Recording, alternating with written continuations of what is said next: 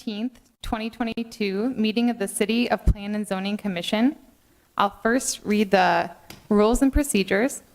The Plan and Zoning Commission is generally an advisory body to the City Council. The City Council will hold a public hearing and make the final decision on all matters before the Commission other than site plans and subdivision plats, unless denials or conditional approvals thereof are appealed. Please contact the City Clerk or Development Services Department staff for details on council hearings. Applicant will be given 10 minutes to present the request. Proponents and then opponents from the public are then allowed to speak in that order, with each speaker allowed a maximum of 5 minutes. Applicant is then allowed 5 minutes for rebuttal.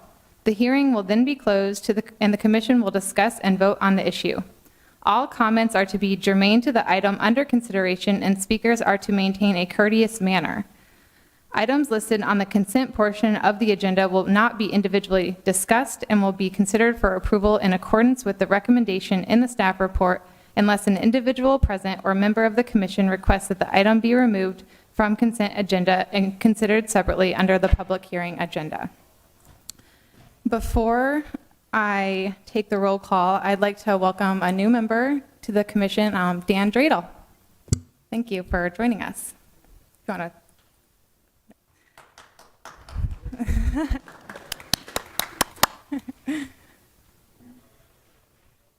Okay. I will now go through the public hearing items.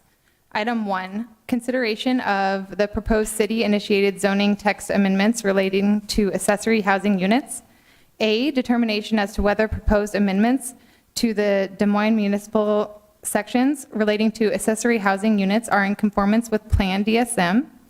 B, approving amendment to Des Moines municipal codes relating to accessory housing units and their permitted zoning districts and regulations. Is there anyone in the audience who wishes to hear this item tonight? And again, just to clarify, that we're going through the items that are listed on the consent portion of the agenda. So if they stay on the consent, there won't be a presentation.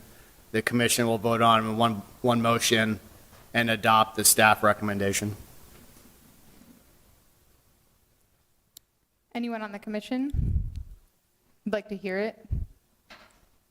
I just have a few scenarios I'm trying to understand. I went through the whole grid. I just don't exactly know what all of them mean. Okay, I will take that off for public hearing. Number 2, request from Salvation Army, represented by Bromwell Higgins, for vacation of a remaining east to west alley segment of the west of East 3rd Street in the block between East Court Ave and East Market Street. The adjoining properties to the north, west, and south are owned by Salvation Army. Anyone in the audience like to hear this item tonight? Anyone on the commission? Number 3, request from City of Des Moines, represented by Stephen Neighbor, for review and approval of a public hearing site plan, north side library parking lot site plan for property at 3516 Fifth Avenue, and for a type 2 design alternative to allow a non-accessory surface parking lot in an in-district per section 135. Anyone in the audience wish to hear this item tonight? Anyone on the commission? Number 4, request from PPD SM LLC, represented by Adam Sarin, for the following property located at 2404 Westover Boulevard. A, determination as to whether the requested rezoning is in conformance with Plan DSM. B, amend Plan DSM to revise future land use designation from low-density residential to neighborhood mixed use. C, rezone from N3B neighborhood district to RX1 mixed use district to allow for development of 5-unit townhome. Is there anyone in the audience that would like to hear this item tonight? Anyone on the commission? Number 5, request from John A. Getzey III for the following property located at 1022 Army Post Road. A, determination as to whether the requested rezoning is in conformance with Plan DSM. Rezone property from RX1 mixed use district to MX3 mixed use to allow conversion of the existing building to a vehicle maintenance repair minor use. Anyone in the audience like to hear this item tonight? I'm sorry, what? Just, are you opposed to it, or you have questions? Okay, so we are, you're welcome to speak on it, we're happy to do. I just want to make sure I understand that it's being recommended for approval. So if you're, the commission and staff believe it, are going to be, if you're okay with the approval, if you're here in favor. Okay, no worries, just wanted to make, thank you. Okay, so I will leave that on consent. Request, number 6, request from HOA Hotels LLC, represented by John Schultz, for review and approval of a public hearing site plan EV apartments for property at 317 East 6, and for following type 2 design alternatives. A, allow for surface parking along the eastern side of the building where not allowed within a DX district. Allow for dwelling units on the ground story within the first 30 feet of the primary street frontage, which is prohibited in downtown storefront building types. Allow for the minimum height along the primary frontage of the East Walnut Street to be 1 story tall rather than the minimum required 3 stories. Anyone in the audience wish to hear this item tonight? I do. All right, we'll hear that on the public hearing. Number 7, request from Emily Newman for review and approval of a public hearing site plan for a property located at 1051 36th Street and for following type 2 design alternatives. Allow construction of a 1075 square foot outbuilding that covers 37.6% of the rear yard, which is 12.6% more than the allowed 25%. Allow construction of an outbuilding with the low slope shed roof, which does not match the roof type principal dwelling. Allow retention of 1 access driveway from 36th Street and allow the construction of 2 driveway accesses from the alley where only 1 driveway access per lot is allowed. Allow a minimum side yard setback for an outbuilding of 3 feet where the minimum required setback is 5 feet. Is there anyone in the audience that wishes to hear this item tonight? Anyone on the commission? Okay, so we have, on consent, we have 2, 3, 4, and 7. Do I have a motion to move consent? Emily, it's Carolyn, I'll move. Thank you, Carolyn. And all in favor, please raise your right hand. And Jan, are you on the line? Yes, I have, yeah, and I approve, thanks. How do you vote? Yes. Thank you. Did you say item 5 too? Oh, did I miss that one? Sorry, item 5. Okay, I just wanted to make. All in favor, raise your. Just want to make sure that was understood, that the items removed from consent were items 1 and 6 is what I had. So just Okay. to clarify, I think 5, the gentleman said he was in support. Okay. I just marked it wrong. Okay, Yep. thank you. All right, the first item we will hear on public hearing is item number 1. Shiroshi, thank you. Sure, I'll go, if you can go up there and help me flip through the presentation, I'll go ahead and kind of just give a real quick overview, and then we can answer Chris's questions, any other questions that the audience members have. So the code amendment is something that we've been working on as staff. We've did a council workshop several months back, discussed this idea with the council. We've been working with AARP to do a bunch of public outreach. I've done, partnered with them to do some webinar presentations. Mike Ludwig with our office has as well. And in short, what we're doing, right now, the AHUs or accessory housing units are allowed in a few zoning districts where you can have already by right have duplexes or multifamily uses. And we've tried to accommodate or find a way to expand that opportunity for AHUs, accessory housing units, throughout the city. And so in short, we've added a few other districts that is allowed in by right. You can see those there, the A and DX, RX, and RX2 districts. Left alone where it's allowed by right today. Also are recommending a provision where if it's a property, a property zoned for single-family use or one house, if it's within a quarter mile of a transit corridor, it'd be allowed by right on those properties. So even though it's zoned just for one house, they could still have an accessory unit if they were in that quarter mile radius without any public hearing process. Still have to go through site plan or building permits, that sort of thing. And then beyond that, the text code amendment before the commission tonight allows the opportunity for, in the rest of the city, where you have one household neighborhoods, single family houses, to be able to go to the zoning board of adjustment and get a conditional use approval. And that's a 30-day process versus a rezoning process. Right now, somebody that has property zoned for just the single-family site today would have to seek a rezoning request, which would be about a 90-day process. So we're going from 90 days to 30 days, except for in those areas, like I said, where we found some places where we thought it made sense to allow it by right. This is, from our perspective, a learn as we go process. I will keep an eye on it and, come back at different times. If this is going well, if we're not seeing issues and concerns, then I could see us revisiting it in the future to see if it made sense to expand it even further. But anyway, happy. I know, Chris, you said you had a couple of specific questions, but I wanted to just kind of give a big picture overview. Okay, and I think we had audience member as well. Should we wait for Chris's questions until after the No. public hearing, or? I think, normally this is the applicant's presentation, so if you wanted Okay. to ask questions.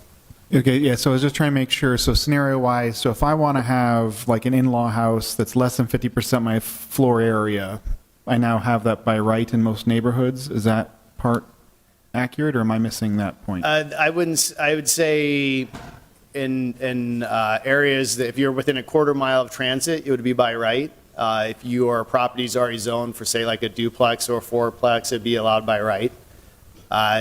Beyond that, a lot of the neighborhoods you would need to go get conditional use approval from the zoning board of adjustment. So that would cause us to notify neighbors and to hold a public hearing where the project would be discussed and there could be input. The other thing the advantage of that is that if it becomes problematic, that conditional use approval can be revoked. So that's the kind of the overview of why doing a conditional use in addition to answering your question. Okay, and so when you're talking about the 400 yards, I guess that's within 400 yards of a bus route or a bus stop? Like, for example, what percentage of the city is covered by that 400 yards or quarter mile? It's a quarter mile of the the route, so it's not necessarily the stop. We haven't done a calculation to say, well, that's X percent of the city. We just felt that made sense. That was a comment, or during the council workshop and discussions, the question was raised, what about allowing this by right in those areas that have transit? We're trying to encourage density already, so they're probably already near a corridor where we're looking at increasing density. So that's why we did that. Gotcha. So the intent for this is to encourage more density, like smaller tiny home type things, or if I'm living in it myself, I can add it. That part I guess I don't understand. I've got a single family home. I want to have an in-law unit. I can have that if I go through an approval process. I don't have that by right unless I'm within 400 yards, a quarter mile, 400 yards of a bus line. Is that right? That's correct. If you have Okay. just single family zoning, that's right. You would have to get a conditional use, go before the board of adjustment. We'd notify your neighbors, and then they would approve it based off of just the standard conditional use criteria in the code, which talks about traffic and impact, just like all the, making sure that the impacts aren't spilling over onto the neighbors is the intent of that criteria. Gotcha. So like Sherman Hill carriage houses theoretically would be covered by this? Well, more easily then? actually, in Sherman Hill, that whole neighborhood is zoned, allows multifamily zoning. So today, you could do this today in Sherman Hill or any of the areas that are already zoned for multifamily. Okay, so sorry, I'm almost done. Swear. So the 391A1C, how does that interact with B? Does 391A1C, I can't understand how how does that allow multiple homes, but B says you only have one on there? So there's only one AHU per single lot. It seemed like, Well, you only get A1. one, any of those, whether you're being allowed by A, B, C, or D, an AHU is just, you're only allowed to have one on a lot. oh, so no matter, so if I have a sixplex, they're still only ever going to be able to have one AHU. Yeah, but you also have the right to develop an apartment building or a 6-unit building, like within one building that has units of equal size that the ownership is not required. The other thing to keep in mind is AHUs within the zoning code today, the floor area is limited in size, I think half the size of the primary unit. The other thing is the property owner has to reside in one of the units, so it can't just be 100% rental on the property.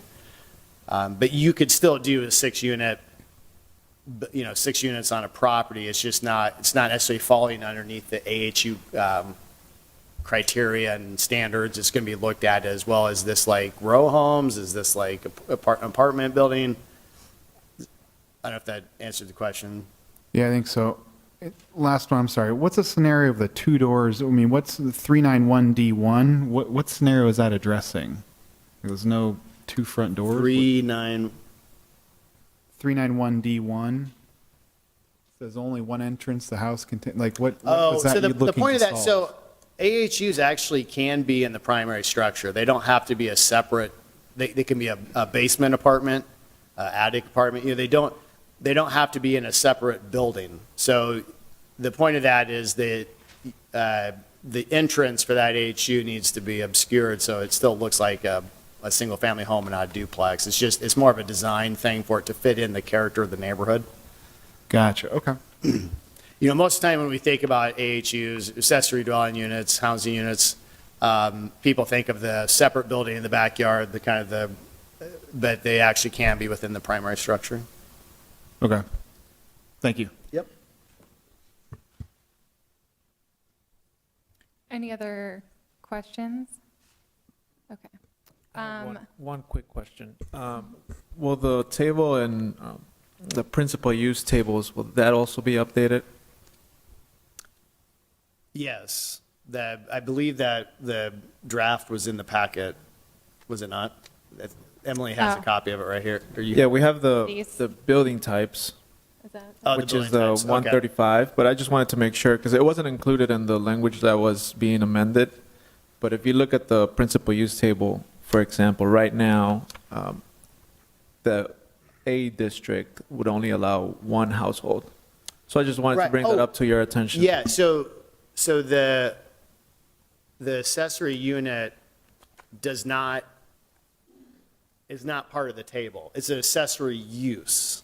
So these areas where we're going to allow it by right, the zoning, if you just looked at the zoning and you didn't dig into it, you're going to go, oh, this is a single-family zoned property.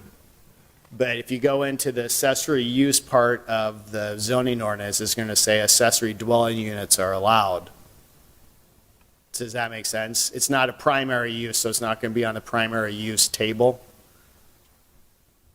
Yes, I understand that. I think where the confusion is that we're calling it an accessory household unit, and then in the 134 principal use, it says how many households per lot are allowed. Right. But and I understand that that is confusing, but household is just that's used throughout the ordinance. But if you read the code, if you get into the code language in the accessory section, what we propose, it's intentionally, it's an accessory. That's the whole point of these, is these are an accessory to the primary unit, so they're not really the principal use of the property, which is what that table is really getting at. I totally get it's confusing, but I assure you that it's legally we're good. The code says what we want. I'm comfortable with that. So we should be good.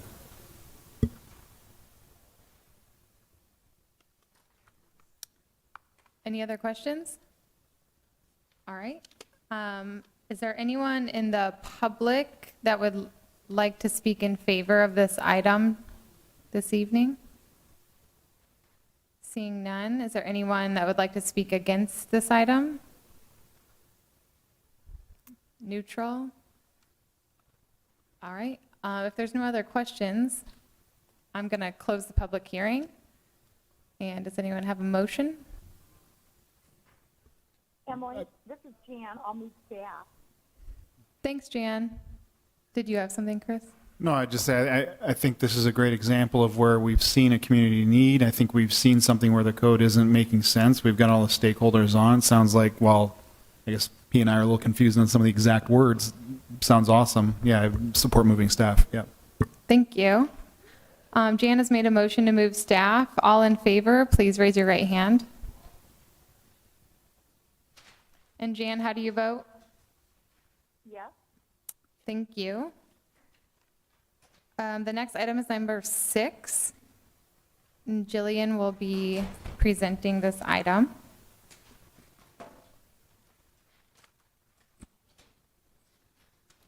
Good evening, Madam Chair, members of the commission. Item number 6 is in regards to property at 317 East 6th Street to be developed by HOA Hotels for review of a public hearing site plan, EV Apartments, for the following type 2 design alternatives: to allow a surface parking lot where not allowed in the DX district, to allow dwelling units on the ground story within the first 30 feet of the primary street frontage, which is prohibited by the downtown storefront building, and to allow for a minimum height along the primary frontage of East Walnut Street to be 1 story tall rather than the minimum required 3 stories.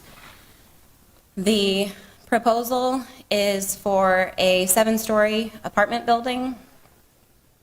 Let me get to a site plan here.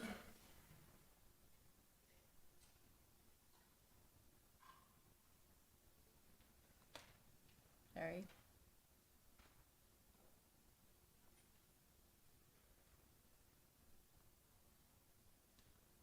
Okay, this is, I think, a good plan. The first item, type 2 design alternative, is for surface parking. The surface parking is located up here in the northeast corner. It's at the rear of the site, intended for employees in the building. They are providing some EV charging stations. It will be fully screened by the building. The second design alternative is in regards to the dwelling units on the first floor. Those dwelling units are going to be located here along 6th Avenue up at the northwest corner. There is a commercial space provided here at the corner, and then there's, common space for the apartment units provided on the rest of the Walnut frontage. So we do believe that the intent of the requirements are being met. And then the last requirement, or type 2 design alternative, is in regards to the primary frontage height. They are meeting the 3-story minimum along the full length of East 6th Street. Towards the east part of East Walnut Street, they are proposing a pool deck. So the building will be 7 stories in an L shape, but at the southeast corner, it is only 1 story with the intent of providing sun to that pool. Traffic and transportation-wise, they are including bike racks along the street frontage, as well as bike racks inside the building for the residents. And staff is in support of the request, and we recommend approval of the site plan and all type 2 design alternatives. Thank you. Any questions, commissioners? I have a question, please, Madam Chair. How does this plan fit into the capital view shed plan? The capital dominance overlay has a minimum or a maximum height requirement of 75 feet, and this building would be under the 75 feet. I believe they're, just under it, 74-ish feet. Yeah, thank you. Any other questions? All right, thank you. Thanks. Are there any members of the audience that wish to speak in favor of this? Oh, wait, sorry, the applicant. I forgot that we were not the applicant here. The applicant is the applicant present? Yes. Would like to come up and speak. You have 10 minutes. name, address, and sign in. Dan Oliver, I am the chief architect for Heart of America Group. And as we're proposing this, type 2 design alternatives, we had discussed the different things with the Urban Design Review Board. As far as the first floor apartments, they wanted, as part of their approval, would be to take a look at activating those and having a direct walk-in unit. We are exploring that. I think it's very intriguing, and we think we might be able to achieve it. We can't guarantee yet. We're working with our civil engineers because that part of the building is depressed into the ground just to make the whole building work, because it does slope quite a bit from Locust to Walnut. But we think we can achieve that, and we like the idea of having those first floor apartments because we have a block down there that would give those units that want the accessibility to the first floor to be able to get to the amenities quickly, the mail room, the dog station, especially if they have a pet.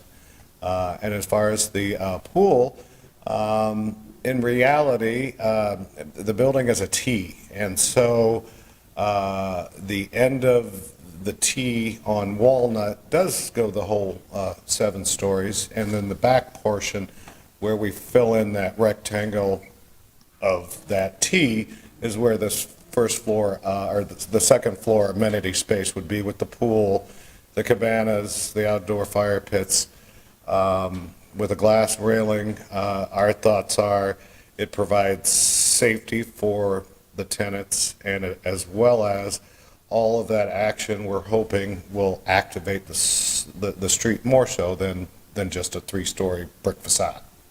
And the third was the on-street or off-street parking there. There's only 5 spaces, and it was the ideal location as we work with P&Z to locate our 4 EV charging stations, which is part of our pledge for our sustainability. Any questions?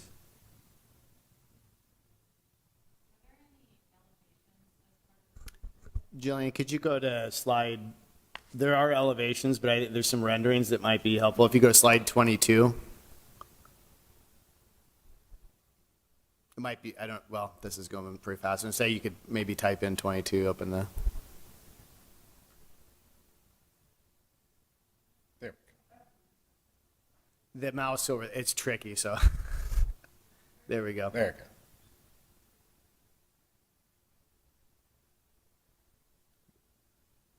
I had a question. Yep. Will there be any affordable housing units provided as part of this development? Yes, that was part of our agreement with the city. Thank you.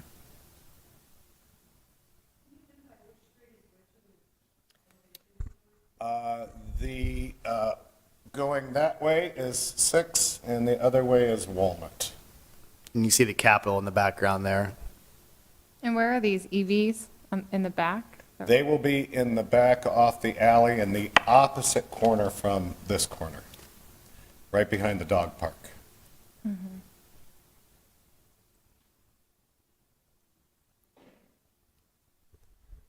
What percentage of affordable units is in there? What is the affordable level of rent? And then is there funding being received by the city for this, from the city for this project, or any other incentives? Yes, they did go through the whole abatement. I apologize as the architect. I don't get that involved in, and unfortunately, our internal counsel got stuck coming back from spring break with her daughters. She has all that information as far as that agreement. And then that information will also be available on the city's website. Do you remember the date this went before the Urban Design Review Board? Yes, it was March 1st was our final. Okay, so that information would be in that staff report? Yes. And again, just to remind the commission and the audience that this project is here to get relief of 3 design standards, which staff laid out in the presentation, the use and the financing and stuff. and is not under consideration. Certainly, if people are interested, we can, ask questions and that sort of thing. Any other questions? All right, thank you. Could you sign in? I'm sorry. Oh, sure. Yep. Are there any members of the audience that wish to speak in favor of this item? Any members in opposition of this item? Please state your name, address, and you have 5 minutes, and sign in when you're done. Thank you. Scott Betts. My address is 309 East 5th Street in East Village. So I live within 250 feet of this proposed or planned apartment building. And I'm here tonight just to encourage the committee to consider opposing allowing one of the variances. That's the variance to reduce the minimum or minimum floor requirement from 3 to 1 along one of the portions of this building. And I want to say I'm not opposed at all to development in my neighborhood or this particular apartment building, but one thing that the staff noted in this attachment to the agenda is that one of the considerations for these proposals is the impact on the character of the surrounding area, and then goes into some detail about the rationale for recommending allowing this variance to reduce the minimum height requirement. And part of the justification was that the staff believes the 7 stories along the East 6th Street side offsets the height along the lower height along East Walnut Street and meets the intent of Chapter 135 in the code. And the point I want to make to the committee is just to consider that this particular building will be one of the tallest, if not the tallest building within about 5 blocks of the Capitol grounds. And it's certainly, from my opinion, and I know many of my neighbors share this in my building and on my block, that it's really out of character with other buildings in the neighborhood. And most of the buildings are in their 2, 3, 4, 5-story buildings. So my preference would be, instead of allowing this new structure to violate the code, which says it has to have a minimum of 3 stories all around, that we don't allow that variance. And that would perhaps allow the builders, the developers, to reduce the number of floors from 7 to, say, 4, 3, 5. And then it would, I think, fit in much better with the character of the several surrounding blocks. So I, again, just want to encourage you to consider that impact on this great neighborhood of East Village. And, it is also very 1 block away from the Capitol grounds. So even though I know it's within the 75-foot code requirement in terms of maximum height, if you walk around this area, it will definitely be the tallest building, other than the Teach-Out building, which is, I think, a block or 2 away, which is over 100 years old. But everything else in that immediate area, up to the AC Hotel, which is also built by Heart of America, I believe, is shorter. So just want you to consider that. Thank you. Any questions? Any other members of the audience wish to speak in opposition? You have 5 minutes, name, address, and then sign in when you're done. Okay. Sally Kryenbrink, and I also am 309 East 5th Street, which is the E5W building, which will sit, we're just 1 block west of this proposed building. And I'm not here tonight specifically to speak to the 3 allowances that are on your agenda. I guess I'm speaking more big picture, as Scott was getting to just the look of the building and whether it's fitting for our neighborhood. Now, selfishly, in our E5W building, this building will eliminate our view of the Capitol. And so selfishly, that's the concern of our neighbors, is when that building goes up, we will no longer have a view of the Capitol. And that's why many of us purchased in that building. And as Scott said, I get economic development, not against that, not against bringing more people into the East Village, but just want to think about, what that building will do to the character, to the feel. Are we considering the concerns of the neighborhood?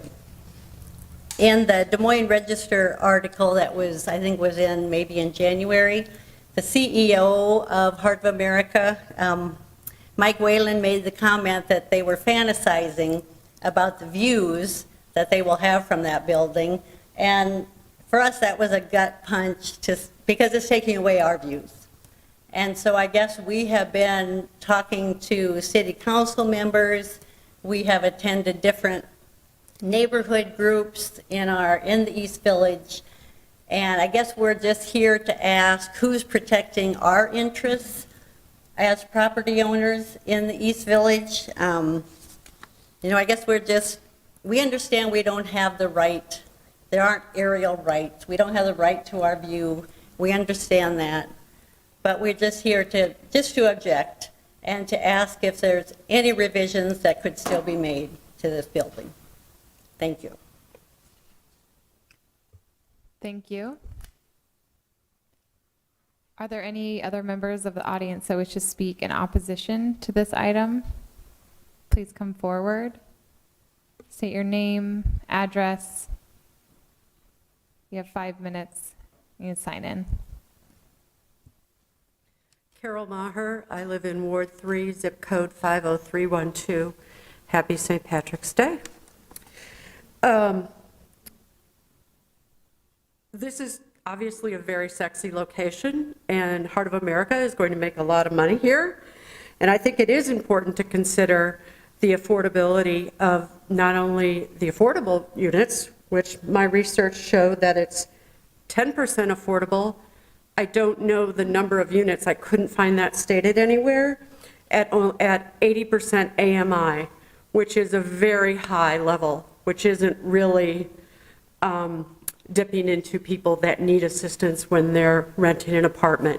So that's not much of a give, frankly, for the $4.8 million in TIF dollars that they'll be receiving. I hope that they would consider bike racks in addition to the bike hangers that they're proposing in the unit for residents. As someone that has a heavy e-bike and not very strong, I can't lift my e-bike onto the front of a bus or into a bike hanger. So it would be really great if you provided racks as well as a fix-it station and maybe even a washing facility for your bike.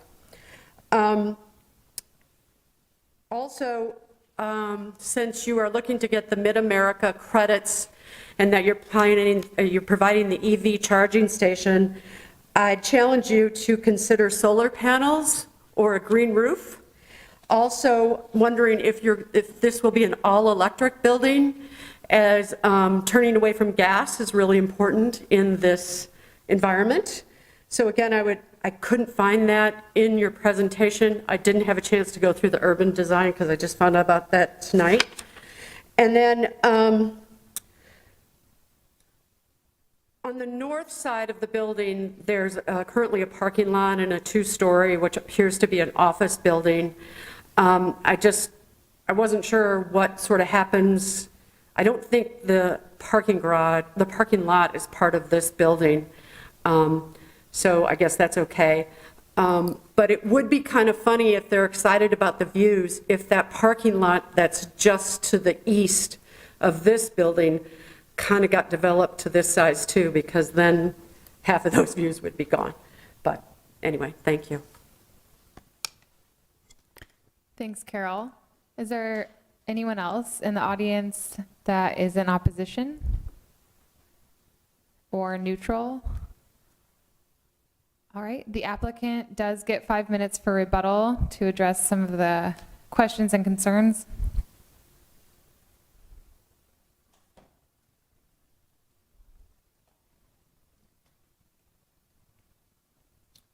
Yes, let's talk about the height. I guess that's not even really one of the concerns that we're here for today.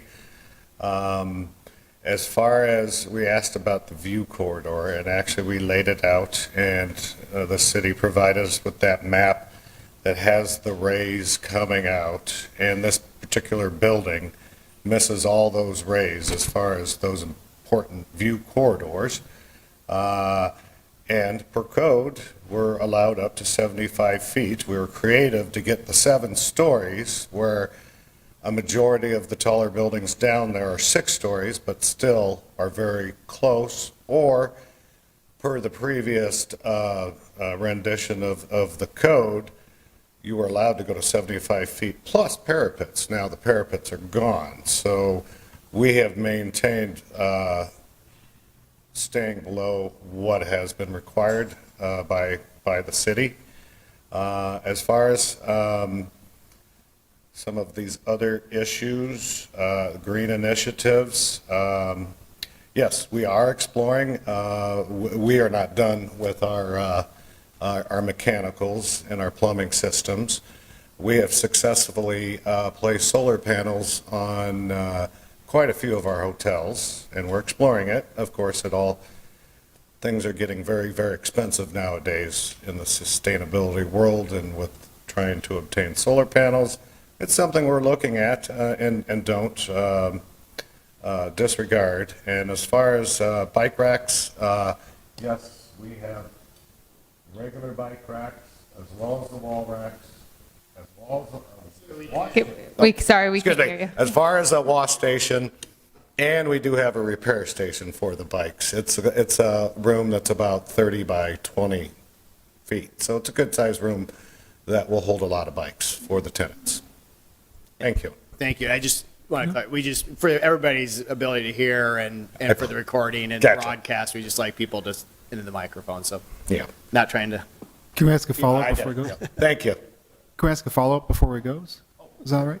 I mean, as Carol pointed out, I mean, there is multiple millions of dollars being invested to offer the opportunity to gain an $18 million appreciation in this property. So I guess I do wonder, the design alternative that was proposed with respect to that 1 story to 3, was that considered, or is there a reason that's not possible? Is there something, I mean, is there a middle ground there? I know we seem like we're a long ways into this to have that being raised now. I don't know if that was raised earlier. Has that design alternative they put forward been considered before? Is there a reason it's not possible?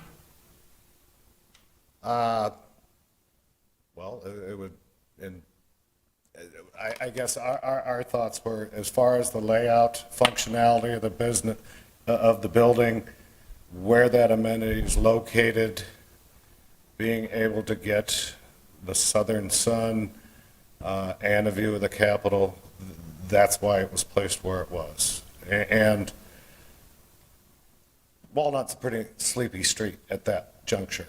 And having amenities fronted along there and 3 more stories of apartments, we felt just would not activate that like something that would be a great amenity for the tenants.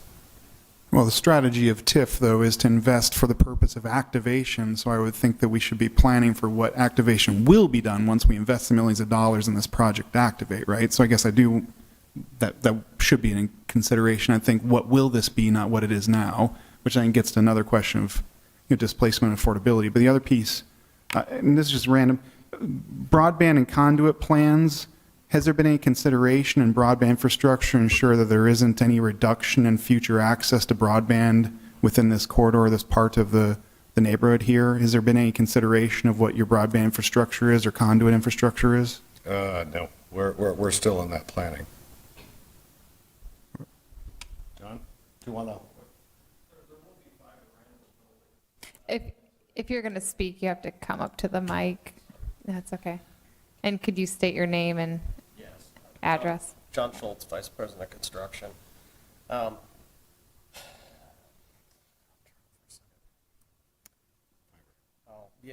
So it does have fiber to the building. We may actually run fiber to the units. The intent behind it is to use like a latch, like a modern system, so you can remotely access things to try to make it a modern facility. So we are putting that backbone in. And one other answer you guys had asked about on the electric portion of it, the city had asked us about that, and we have made this building as electric as possible. The only gas is the pool heater and the 2 fire features on the patio. So we did try to pick that up, because it is a big design consideration, but essentially it is an all-electric building.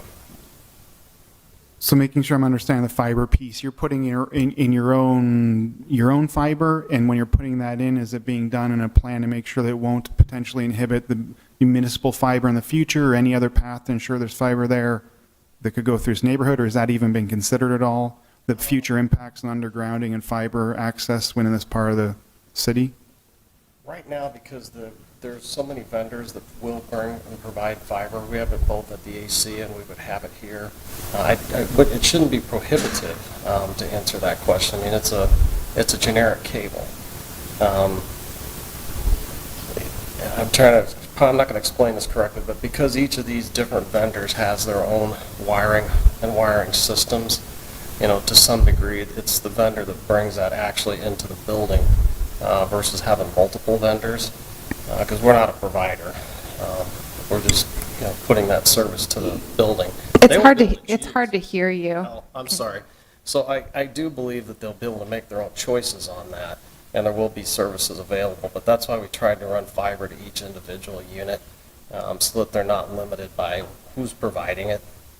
Yeah, so like, for example, let me make sure I'm summarizing. So for example, when you're going to be putting in fiber, or when we're going through right now throughout the city, we have obviously Verizon, we have Metro, we have a number of independent groups that are putting in fiber in a bunch of different places.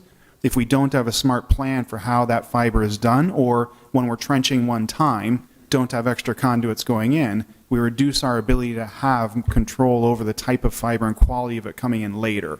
So what we're saying is no one's pushed that issue of we could end up like we have in Drake neighborhood where there's a pocket of just no service. Our service is either cable or copper or nothing, right? And we may have a situation where we have a very, very high value. If this TIF investment is appropriate, we have a highly activated corridor in a highly valuable part of town that ends up with just copper, which seems like a bit of a problem for future usability for this space if we now are saying that the way we're doing fiber at this building prevents fiber to who's going next door or next door. It seems like there may not be a strategic undergrounding plan here or strategic undergrounding management of that conduit that is going to be necessary for future growth and access for the neighbors in the future. Is that? What I tell you, because I do the construction part of it, we'll always have redundant conduits that goes to I call it the property lines. In other words, where we could pick up those additional services. Because we don't want to be limited ourselves either, because we'll hold this building for a long time. So, I mean, that option will be open. Each of those service providers would have an access to that if they choose to, and we'd make that available. So there is a plan for that then? Yeah, we have to, because we keep these properties for a very long time, and as services change, and you're correct, some people are cable exclusively, some of these vendors. Some are copper. We were hoping by having fiber run to the building that would allow flexibility, but there will be redundant conduits, so we're not locked in. Is that something the city asked about and thought about, or is that just something you guys do naturally? We have on our other properties, just that we have flexibility. Okay. Thank you. All right.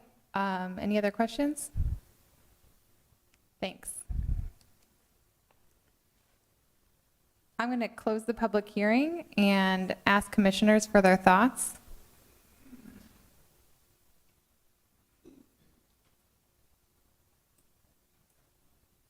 Jason, can you remind us exactly what our purview is here tonight? Yes, the matter before the commission is they would like to have the parking stalls kind of off the alley for the employees with the EV park or electrical charging stations. That's surface parking, which generally isn't allowed downtown, so you need to issue a type 2 for that. There's also the provision for the apartments along the street, which I like the idea of the walk-up units, which was discussed. And then the last part, actually, if you go back to the slide I was on, 25, if you don't mind. 25. If you type in well, I know you just have the mouse, I forgot. That's okay. So, one more. And the last reason I wanted to end on this slide is because this is the Walnut Street, where the last part of the relief is the, to allow a one-story frontage along the street instead of a three-story minimum. And I guess I wanted to make sure you saw this image because you can understand that there really is a 7-story building behind that wall, or behind that one-story part. You have the 7-story along the street, which wraps around on Walnut, so the Walnut frontage actually has both 7 and 1-story on it. And the other thing I'd point out is that if the notion of the Walnut Street part being taller was to come to fruition, I think they would probably just slide that taller part that's now in the alley out towards the street, and then the pool would be on the north side, which is why they're trying to avoid that. But that's not going to reduce the whole building or the whole site down to 3 to 4 stories, because you're not going to get the same number of units when you look at it from this perspective. So. Jason, we didn't see this, and I'm glad to see it now. I have a question here on, I believe it's the east elevation, the elevation that would face the Capitol here on the top of the 1-story. Are those mechanical units that are on stilts or what? Yeah, I think that what you're seeing is like a cabana. So that's the railing around the outdoor space, and those are like illustrating like a cabana outdoor seating area. It looks like almost like a little couch bed thing kind of below it. Yep.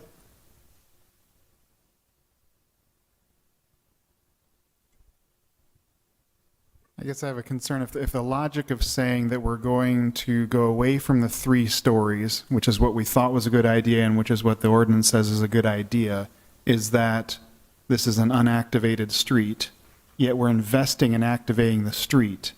It seems like there's a disconnect in that logic to me as to why we would approve this when we're saying, oh, this is going to spur more development and spur more activity, but don't worry, it's quiet anyway, so let's leave a 1-story thing. That's not, I mean, I know the applicant made that, but that's not staff's rationale. The 3-story height is about, the height minimums are about creating density in general in the downtown.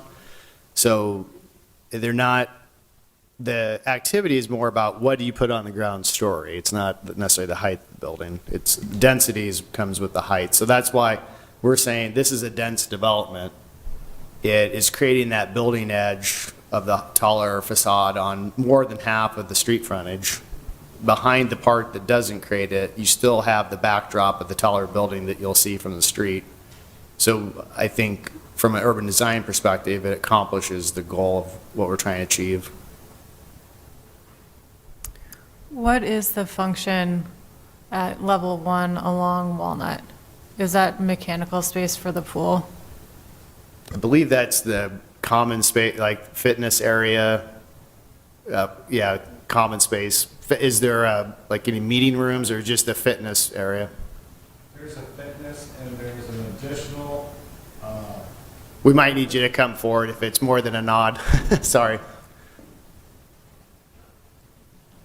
We have, in the corner is the fitness center for the residents, and adjacent to that is another entrance into the building, and adjacent to that is another wellness fitness center. However, if somebody wants to lease that out, the owners will lease it out to another business. Thank you. So it's a flex. Thanks. So we're saying that allowing this 1-story item is going to facilitate higher density in this building than not allowing it and then going to the 3. Is that what we're saying? Yeah, what I'm saying is that they could have easily, if they weren't concerned about solar, you easily could have scooted the back wing forward and had the pool on the what would be the north side, and they would, this part of we wouldn't be having this discussion. But that doesn't, the point of that is that the height, reducing the height requiring a higher height on the Walnut Street side isn't going to force them to reduce the height of the project overall, which is what the neighbors were hoping for. The amount of units are going to be needed. It's not as simple as just if you're going to go 3 stories across the whole thing. I don't think that if you take, you also have to have different corridors, like internal corridors. If you just make this a big box, I don't know that it lays out the same.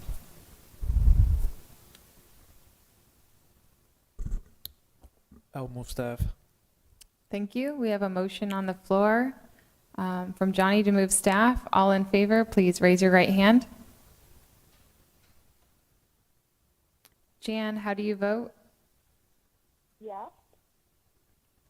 And any in opposition, please raise your right hand. Any abstentions? Oh, is that opposition? Okay.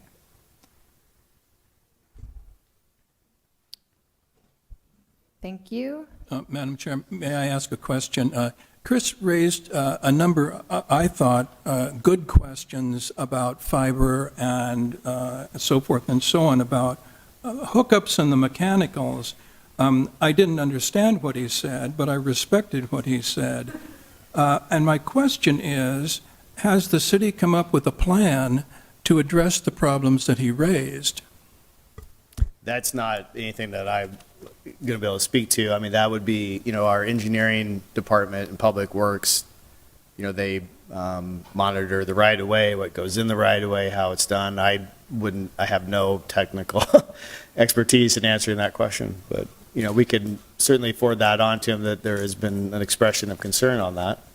I think that would be very wise, because this is going to occur over and over again, and I respect a council person's concern about that as well.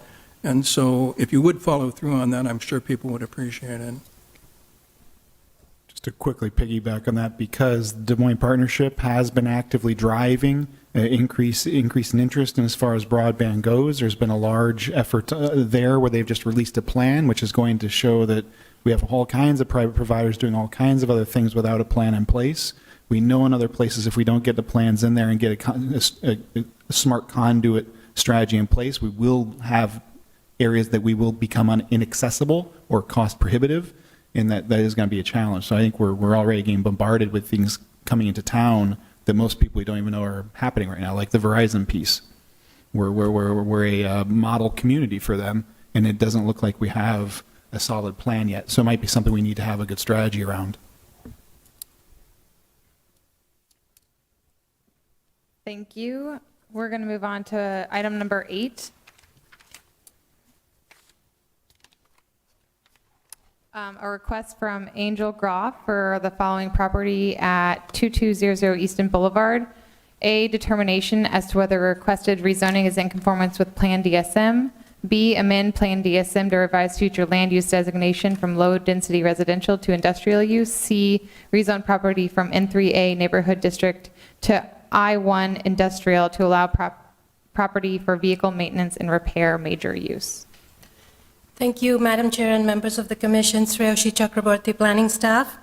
The item before you is a rezoning request for a property on 2200 Easton Boulevard.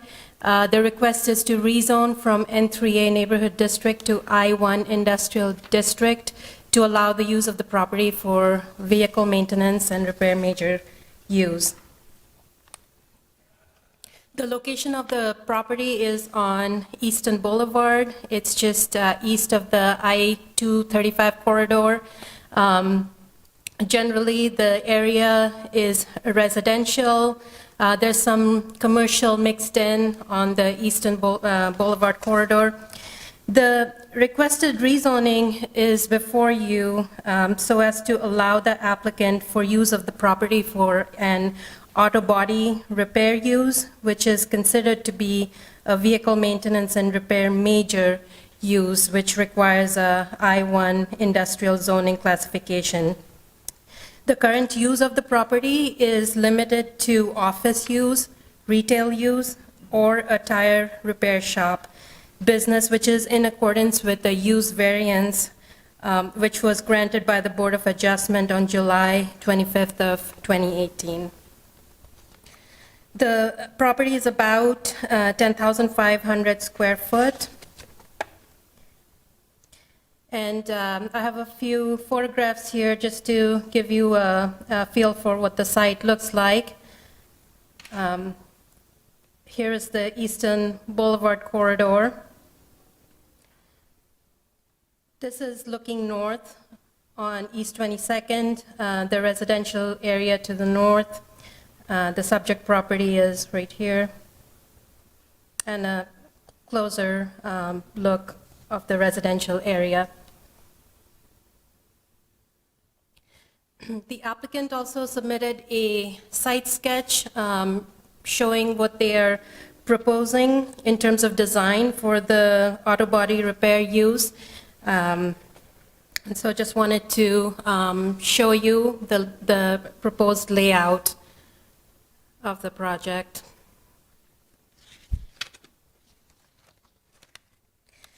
You may have seen in the staff report the zoning history for this particular property. This item, or this property rather, has come before you a few times for rezoning purposes. The most recent being on January 11th, 2021.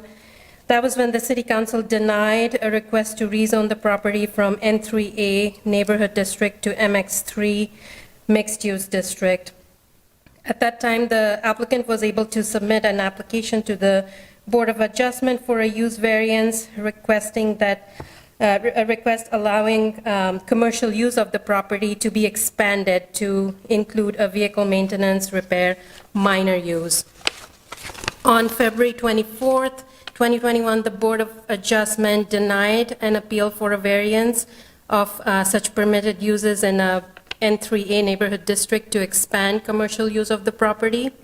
Therefore, the only commercial uses currently allowed on the property are those permitted in accordance with the use variance which was granted by the BOA on July 25th, 2018, so long as the use does not change or lapse for a period of at least 6 months.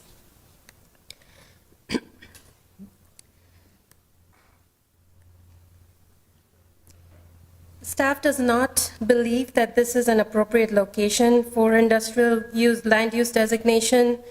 The subject property is located along a portion of Easton Boulevard that contains low-density residential and religious assembly uses. Industrial uses could have a negative impact on adjoining properties and could produce byproducts that require environmental mitigation.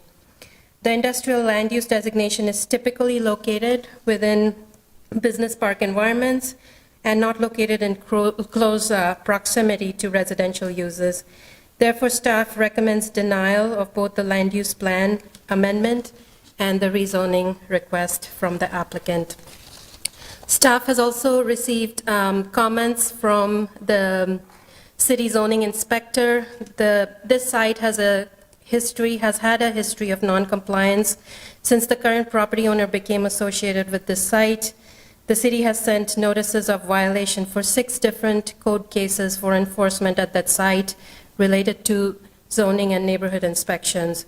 2 of those code cases were after the site obtained a use variance in July of 2018 to allow use of tire shop. The applicant did conduct a neighborhood meeting. There was only one person in attendance and provided a written comment, and the comment is basically in support of the rezoning. We have also received 2 different letters from the Fairmount Park Neighborhood Association president. One dated February 28, 2022, in opposition to the rezoning.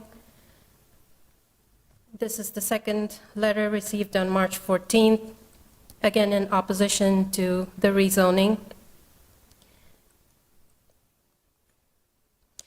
We've also received a couple comment cards in opposition to the rezoning, and I'll just let you all scan through this really quickly.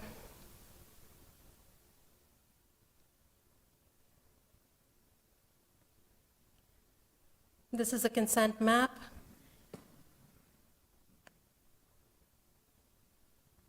And I did want to point out that this item had been continued from the March 3rd Plan and Zoning Commission meeting. So with that, if you have any questions, I'll be happy to take them at this time. question, Suryoshi. If we were to deny the zoning request today, they could still use the property for the same uses that were approved under the Board of Adjustment a few years ago. Is that correct? Yes, yes, so I'll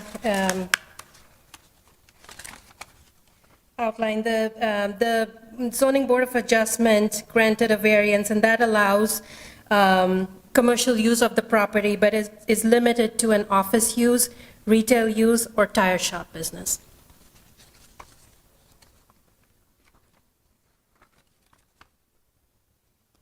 Any other questions? All right, thank you. Is the applicant present? Please state your name, address. You have 10 minutes and sign in when you're done. Good evening. My name is Angel Groff. Address is 2200 Eastern Boulevard, Des Moines, Iowa, 50317. That was approved for a tire shop before, but it wasn't good business. And tenant did not make it. It was rent out business. And right now, I have somebody is interesting to rent it for mechanic shop or either body shop or detail shop. I believe that that business is going to be good for that location, and I will do everything make it make the property looks nice for the neighborhood. Whatever you require me to do it, I will do it to make it nice, and the neighborhood will be happy.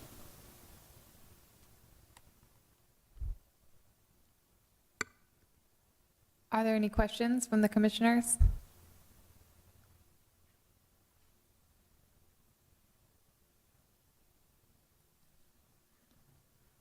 All right, thank you very much.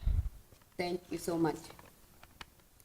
Is there anyone in the audience that wishes to speak in favor of this item? You have 5 minutes. Please state your name and address and sign in when you're done. My name is Vincent Berardi, and my living address is 922 Calder Avenue in Des Moines, Iowa, and I'm here to represent Angel Graff request to rezone this as a mechanic shop, so she can be able to pay for insurance and property tax, and to remodel the area and make it real, make it look good, and or zone it just fine. And she'll do everything, because I've known Angel for years, and she really wants to be able to be that place to be a presentable place, and I know she will. And I know that whole neighborhood. She's had that building for close to 10 years, and that neighborhood is pretty close to the interstate, and it's pretty noisy from the interstate, and it has a few residential neighborhood houses in that area, but it's mostly, there's a church right next door, and then there's commercial property, a few across the street, was mentioned earlier. And I think the minor mechanic shop would be good for it, or a detail shop would be a better place for it to be. And I fully represent Angel Graff in this area. So I'm thankful to be able to represent Angel here tonight. And is there any other questions about this? Because I know we had a few neighborhood meetings. We had one man that had lived in the neighborhood, and he was in favor for Angel to be there. So his name was Patrick, and we're just here to be favorable applicants, And she has people that want to rent it right now. So. All right, thank you very much. Thank you. Don't forget to sign in. Yep. Anyone else in the audience in favor of this item? Anyone in opposition or neutral? All right. Typically, the applicant has 5 minutes for rebuttal, but if you'd like to say anything else.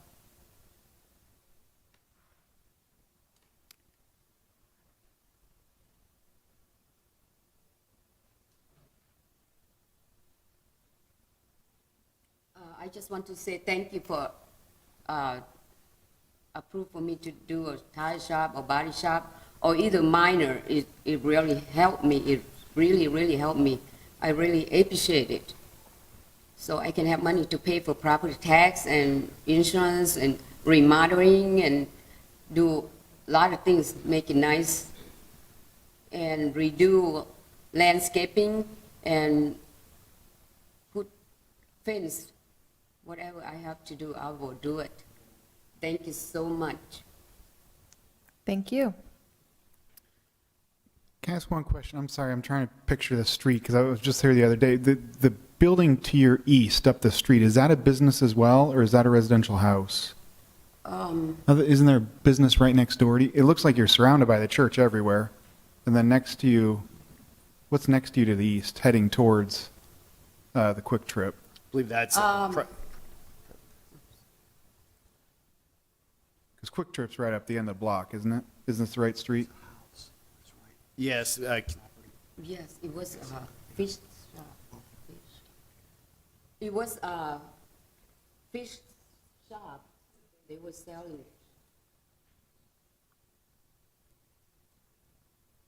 So it's a commercial thing next door, so we got like Yeah. basically all... if we're talking about 2220 right there on the, just immediately to the east, the assessor shows that as a single family.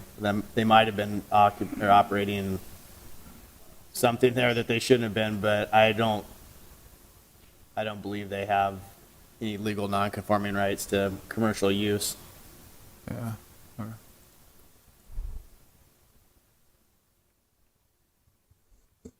All right, any other questions?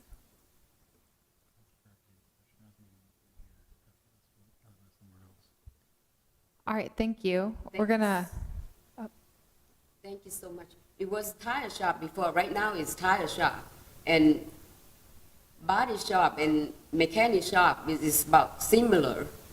It doesn't make any difference. I mean, thank you so much. thank you. I'm gonna close the public hearing. If no one else had any questions. Commissioners, what are your thoughts?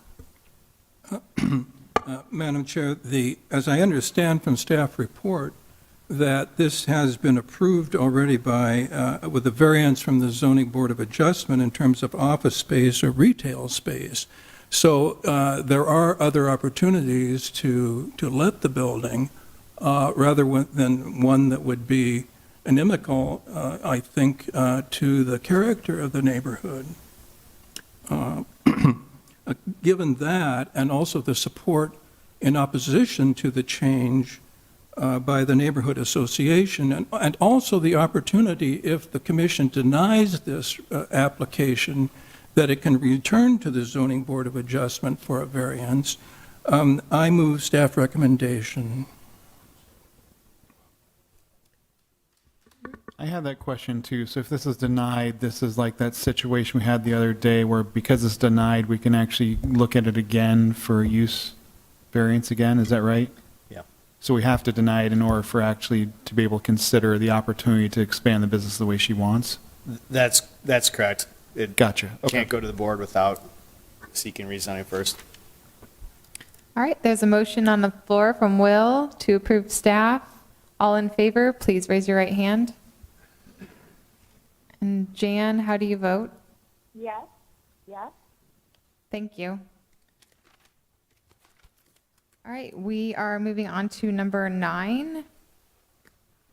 A request from Thomas Zunga for review and approval of a public hearing site plan for property located at 3255 Garfield Ave and for type 2 design alternatives for only one driveway access per lot, or to allow two driveway accesses where only one driveway access per lot is allowed.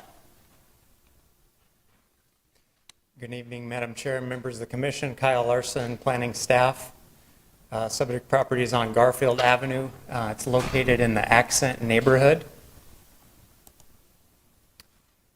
It's an aerial photo of the site. Just familiarize yourself with the neighborhood. This is just north of University Avenue, a couple blocks north of the State Fairgrounds.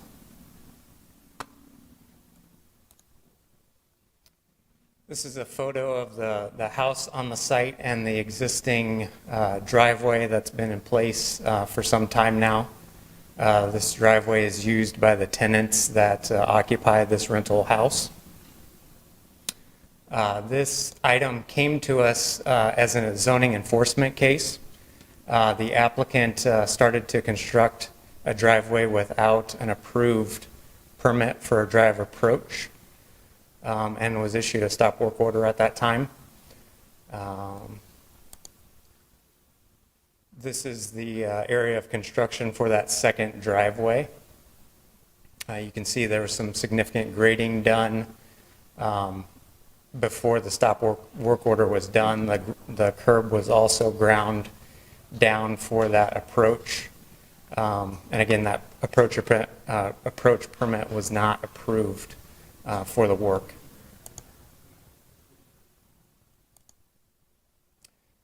This is a street view just looking down to the east along Garfield Avenue to give you an idea of the context and character of the block. This photo is looking west on Garfield Avenue, again, to give you some context and character for the area. And this is a site sketch provided by the applicant in terms of the second driveway that they're looking to add. There's also a desire by the applicant to build a detached garage up in the corner here of the property. That building permit is on hold as of now so that we can resolve the driveway issue first.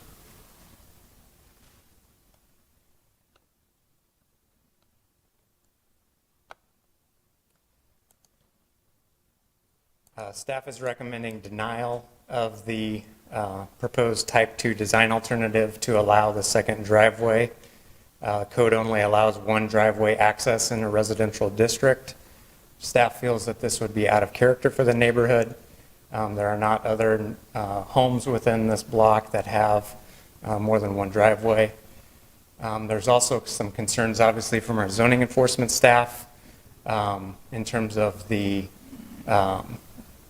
use of the property being a rental and not being the primary residence for the property owner.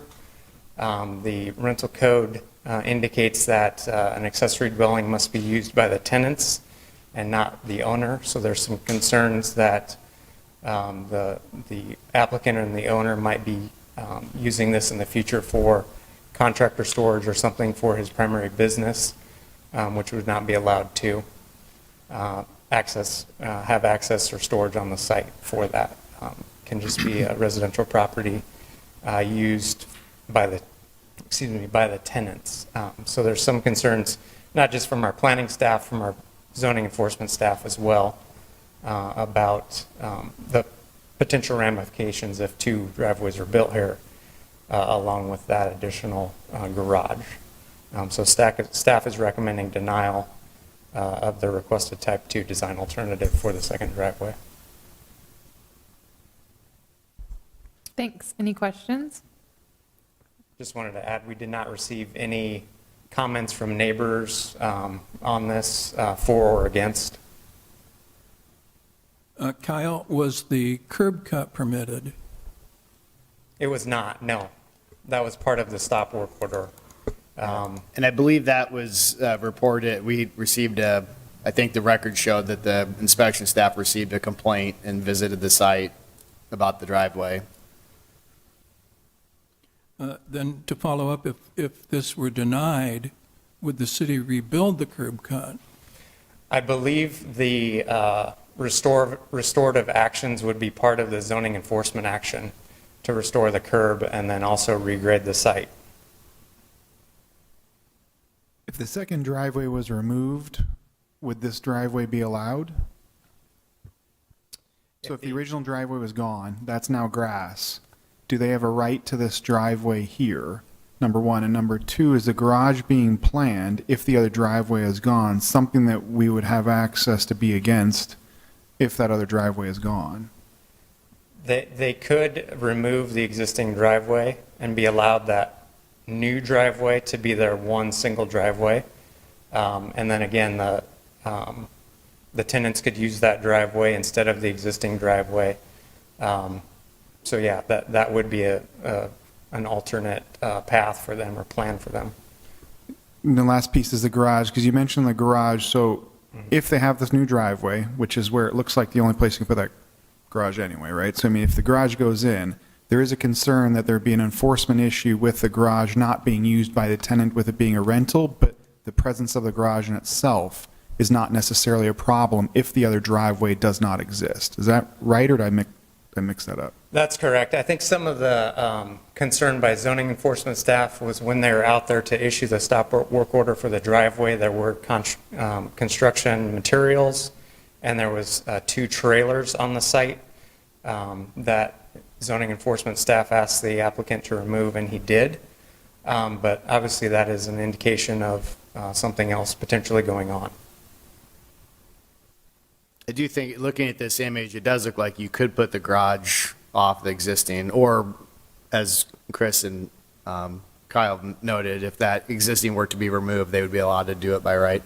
Yeah. Yeah, and that was going to be my question. Essentially, is there anything preventing them from putting a garage right now with the existing driveway? No. Back there? No. The driveway could go, the detached garage could go somewhere behind the existing house right now and utilize that existing And driveway. I think this image shows that they're looking at expanding the existing driveway as well. Isn't that I don't believe that's area is paved currently back there where it says 900 square feet. Correct. Oh, I'm sorry, so they're looking to do both of those 900 square foot things? That's our understanding. Yes. That's Okay. our understanding, yeah. But they'd be allowed to do one of them, just not both of them, is what we're saying. That's what the code states, yeah. All right, any other questions? Thanks. Is the applicant present? You can come up and speak. You have 10 minutes. Please state your name, address, and sign in when you're done. First name's Thomas, last name Zuniga, 3255 Garfield. Kind of going back a little bit, I don't know if it depict, I know you guys saw some images. I personally did not cut that curb. It was already existing in place.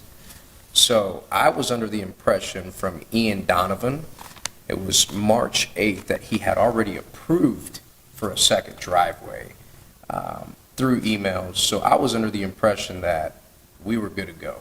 Within that same block, there's actually 2 properties just west of that 3255 that have 2 existing driveways, which is not out of character. And it's the neighboring to the west property that has a two driveway, and then just south of that, they have a 2 driveway on that same block. I've spoken to property owners in that area, and they don't have an issue with me moving forward with this. The day that I received the notification of the trailers and the material that was removed off-site immediately, I was just under the impression that we were just waiting to see if it was going to be approved or not. Last that I was notified through Giovanni Corvera, which is another inspector, Kyle Larson had the last word on this, and I think from my understanding, we're just going to go to a P&Z meeting and kind of go from there. I have a question. Sure. What do you mean that you didn't take out the curb, it was already gone? It was, so when I bought the property, that curb has been cut out since those houses was built. I never cut the curb. So it's pre-existing curb. It was already there. And this is a 2.5 lot, so I'm not sure if the builder at one point thought about maybe building another second house on that, and that was the approach to that. But this curb, you can visually tell that it's been there for years. It's original to that street itself. So whenever they did all the cutouts for the actual approaches, that was one of the approaches that was cut out, so. Just as a clarification, Google has back in 2009 that there's no curb there either. The curb's gone all the way back in Street View back in July Can you pull that 2009. up? What's that? Is there any way you can pull that up? My computer doesn't connect there, but yeah, no, I mean, looking at it, it's not there. It's Yeah, the I exact can same place. confirm that, we can pull it up if we need to, but. Sure. But that's a grassy area, there's no, but I think also if you look at the original plating, this was platted out as, this lot was actually at one time, it's the pieces of 2.5 lots. Yep. So, but still, just the curb cut not being there doesn't mean a drive approach permit isn't needed. Say that one more time. I said that with the curb, I just clarifying for the commission that just because the curb was low there doesn't mean an approach permit isn't needed. But we recognize that you acquired the property, that was there, but to construct the actual pavement in the right of way, you still need a permit for that. Correct. And when did you buy the property? I'm sorry if you said that. I think it was last year 2 years ago, I'm sorry. March, I believe it was March. We closed on March. So is it okay if is the garage in the driveway to serve the tenant? Correct. So there's a little bit of history. The people actually directly in front, I've tried to, reason being why the house was sold was they had a lot of altercations.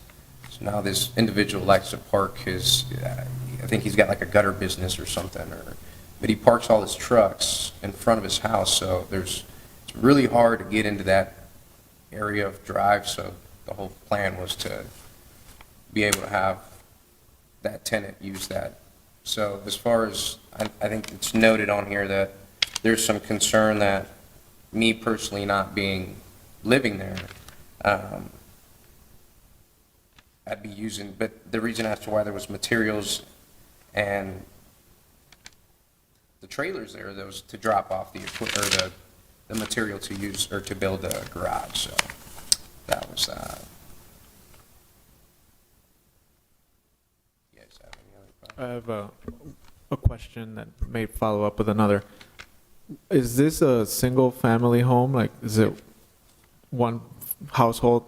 There's not multiple households? No, it's just one. And then the follow-up is, why is there the need for 2 driveways? Well, I mean, the access, well, I guess that kind of brings up a good point. Earlier it was stated that we could build a garage directly behind this, but the elevations, I think somewhat you can kind of visually see it, but they really drop off on the back side of this house. On that corner lot where we're thinking of putting it, it's a lot more level, it's flat, and it makes more sense to put it there than directly behind the house, just due to elevations and slopes, so. And if I'm understanding it right, that he does have the option to do that as long as you get rid of the other driveway in existence, right? You just have to close down the driveway where it slopes down. Is that right? That's correct. I mean, they could we wouldn't be here tonight if they were removing the other driveway. Was I just for clarification on your intent, how wide was the existing curb, where the curb drops, and were you intending to widen it out? If I could, yes. I believe max is 20 feet. I believe it's already at 20 feet, to be honest with you, so. So you, I was thinking there might have been some action to widen it. Does that sound familiar? Were you wanting to do that, or was that something you talked about, or I something? guess I you done? misunderstood your question. What was your question? Well, my question, I was curious of how wide the drive. Just as wide as that approach is our, So so. you're not needing to widen it, or have widened it? Nope.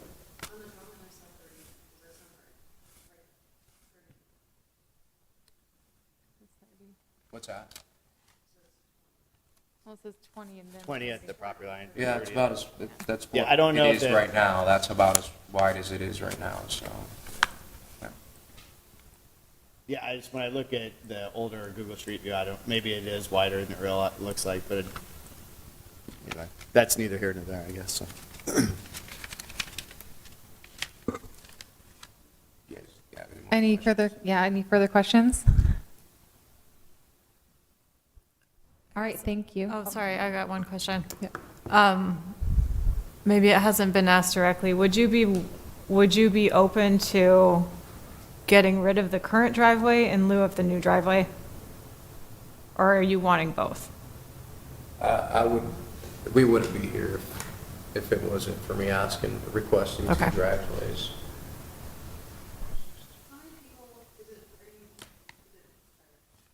Is this currently as a one family rental, single family rental, or do you have multiple families living in that? And that It's requires just more cars? one family living there, but they Okay. have multiple vehicles. Okay. Yeah. All right, thank you very much. Thank you. Is there anyone in the audience who wishes to speak in favor of this item? Please state your name, address. You have 5 minutes, and sign in when you're done.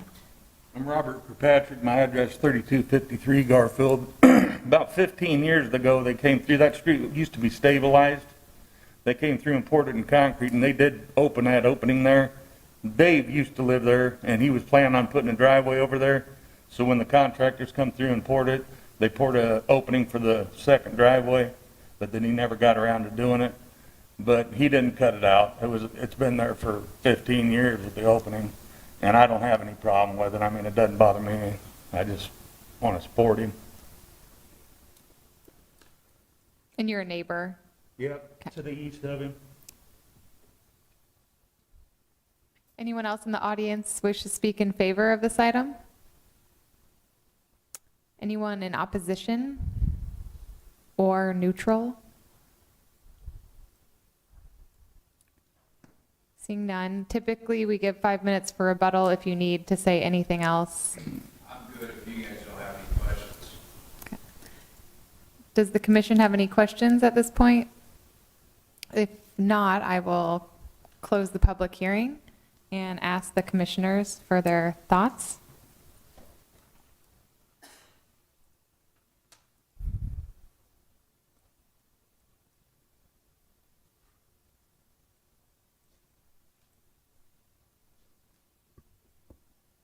I guess I have an inclination to move staff on this because like, having the 2 driveways doesn't seem to make as much sense. It seems like it provides, and the design right here seems like we have a host of other items when if we're looking at staying consistent with code, staying consistent with what sounds like in the interests here, which is a garage that I have a right to, with a high ground, which would be cheaper and easier to build on and less of a problematic in that garage in general. All that can be achieved by taking out that second driveway.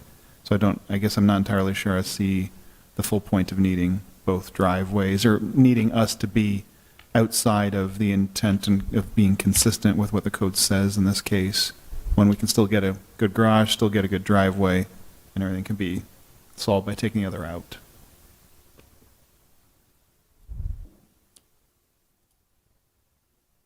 Thanks, Chris. Yeah, this is Jan. I think staff makes a strong case for why a second driveway is not needed or appropriate. Thank you. Thanks, Jan. Is there a motion? Yeah, I'll move staff on I'll this. move staff. All right, Chris beat you to it, Jan. So, Chris has a motion on the. That's fine. Yeah. Chris has a motion on the floor to move staff. All in favor, please raise your right hand. And Jan, how do you vote? Yes. Thank you.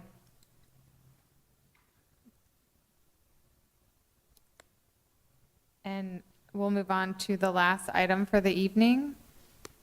Item number 10, a request from John Knapp, represented by Adam Cockerill, for review and approval of public hearing site plan scooters located at 4402 Douglas Ave for type 2 design alternatives.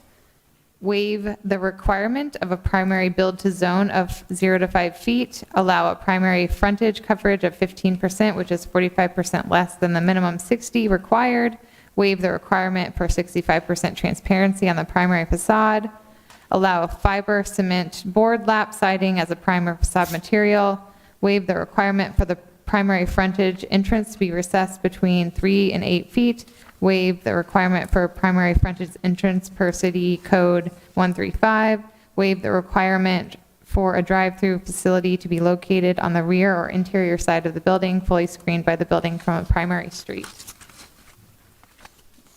Jillian Summer with planning staff.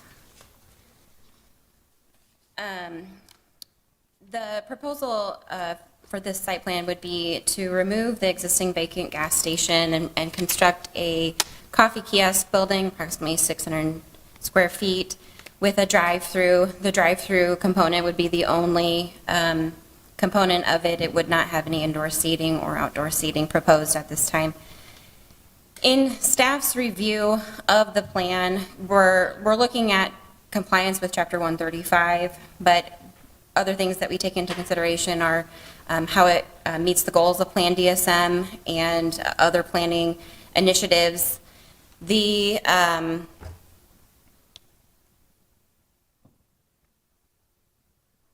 area recently went through some corridor planning. The Douglas Avenue corridor was developed, and the purpose of that plan was to revitalize the Douglas Avenue corridor and provide some guidance on what might be to promote change. And they recognize that there is strong investment in the surrounding neighborhoods and supporting those neighborhoods along the Douglas Avenue corridor. The corridor plan specifically addressed this intersection at Beaver and Douglas with the Beaver Avenue node, and it recognized that this intersection is a gateway to the Beaverdale neighborhood. It recommended that any development scenario should build to the sidewalk at the corner and create a focal point. It recommended many times that projects should be walkable, pedestrian-friendly, and provide bike access. And in this specific node, it recognized that the amount of developable land presents opportunities to incorporate shared gathering spaces such as plazas and outdoor dining and seating areas. We have met with the applicant, staff has met with the applicant throughout this process. The property was recently rezoned to MX3 in order to allow the drive-through, and staff is still supportive of that rezoning to allow a drive-through, but we do believe that it should be developed in conformance with Chapter 135 and the goals of Plan DSM and the Douglas Avenue Corridor Plan, which would require that the drive-through be oriented on the back side of the building on the rear or interior side facades rather than the street side facades. We've recommended that the building be oriented closer to the street, and we do believe that there's opportunities to provide pedestrian access, such as a walk-up window oriented more towards pedestrians than just the drive-through nature, perhaps an outdoor seating or dining area, additional bike access, bike parking to promote access to this use with bikes. There's a bike lane along Beaver Avenue that could easily connect into the neighborhoods.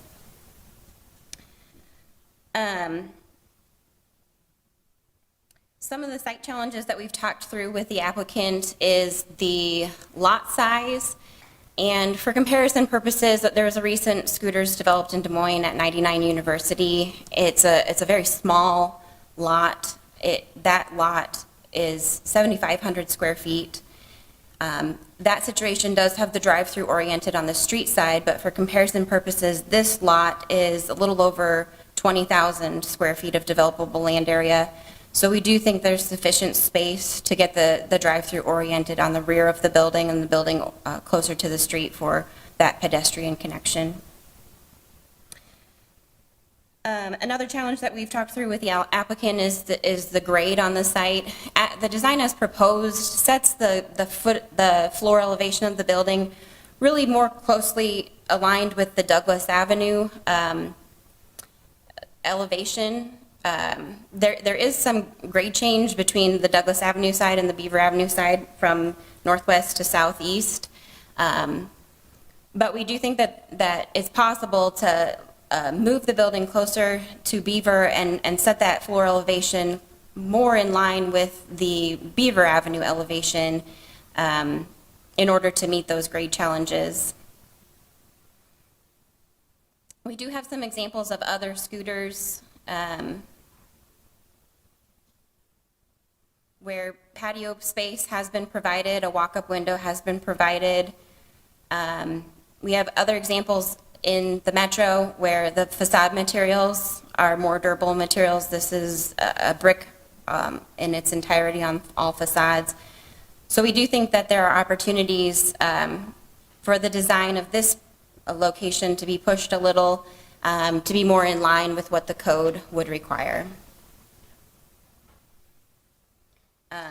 Staff, because we do think that there are other opportunities to revise the layout and revise the design, we are not supportive of the type 2 design alternatives and are recommending denial of the request in its entirety. We do recognize that there may be the need for some design alternatives in order to, even with a design that we would support. So it's possible that if the design was revised, that we would still need type 2s, and staff would likely be supportive of them if they were meeting the other goals. We would recommend that if there is interest in revising the site plan, that we would support a continuation of this item. Any questions?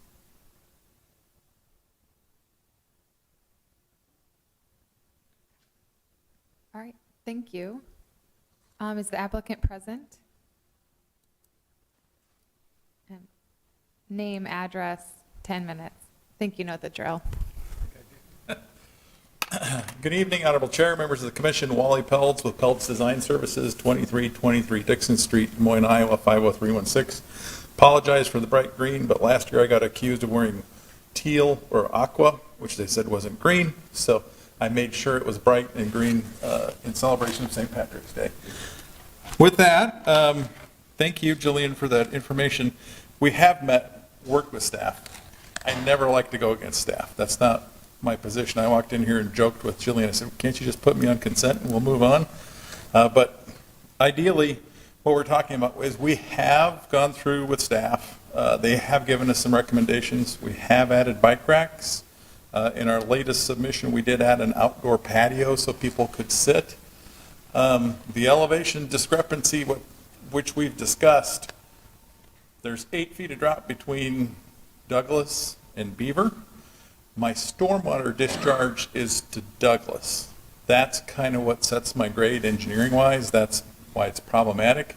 If the city would entertain bringing sewer up from Beaver, a couple of 300 feet up from the storm sewer and put it in Beaver and do that public improvement project, I think we might be able to make it more pedestrian orientated, I think. Secondarily, do you have the site plan in the presentation? If not, I brought an extra set. Flip to it. Okay.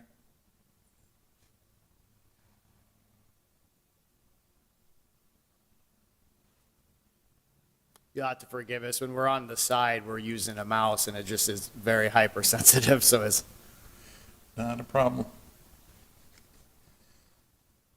So some of the concessions that we agreed to is that bike rack and then that concrete patio area. We are keeping all of our landscaping. And then one suggestion that was given from staff was to add, similar to Ingersoll, a blocking wall in front of that drive-through, where we do a 3-foot tall wall. It's concrete block all the way around. It'll match the trash enclosure, so architecturally it would look the same for that screening purpose. Secondarily, if you look at our plan for circulation, we went through 3 or 4 iterations, met with staff. We had 2 separate meetings with staff trying to figure this out. I don't know how to get my delivery truck in and out. One suggestion was closing one entrance. We looked at that. I don't know how to turn my delivery truck around. And I know engineering traffic hates when I back up into a street with the truck, or that I park on the street and deliver. I wouldn't recommend parking on Douglas or Beaver to load and unload, so that's part of the reason of the circulation that we're asking for. Thirdly, we do have pedestrians come through for these scooters at other locations. There's one in Pleasant Hill that I frequent where people walk up, they walk around Copper Creek. They do not have a walk up, but they walk through the drive-through, walk up to the window with their dogs or whatnot, and still they'll accommodate pedestrian traffic if it is there. I think we've made many attempts to do this. This is the same site plan that we presented for rezoning, and we had a neighborhood meeting, had unanimous support. They loved the idea that we're about to take down the eyesore that's been there for over 17 years sitting vacant, which is a former Phillips 66 gas station. 2003, they tore down the car wash that sat behind it, and so it sat there and grown weeds and being vacant. So with that, we would ask that you do approve our site plan. And again, I apologize for going against staff recommendations, but I think the site is very unique. I think it's something that the neighborhood was excited about and is excited about, that will replace an eyesore. Additionally, if you look at the other 3 corners, you had a Walgreens, and then there was a Casey's acquisition, which was a short stop across the street. The pedestrian nature of that intersection, although I'm very supportive of it, I'm not sure that it fits in the area at this point. And with that, I'll leave it up for any questions you might have for us.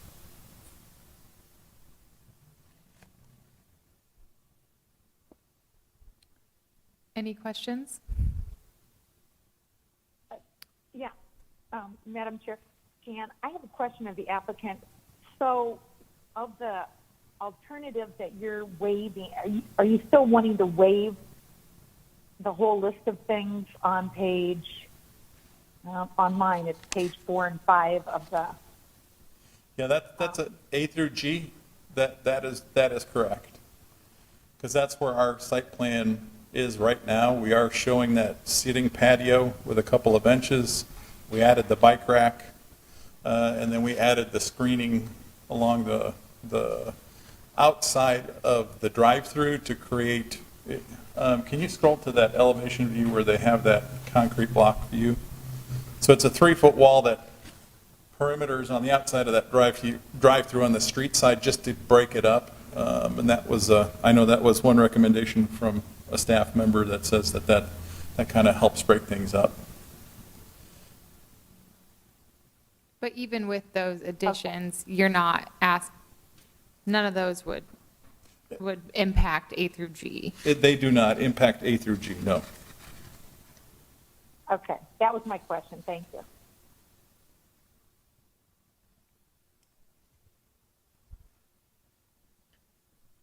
All right. I have a quick question. Was there any thought given to the size of this building? I mean, it seems like a pretty small footprint for the site. They get that question all the time. Depending on the neighborhood and where it's at, they will pick a prototype that fits. The model that cash flows in this location is that building. It's the same one that we have in Pleasant Hill in front of Copper Creek. It's also in front of the post office, same building I think is in front of the post office on 2nd and University.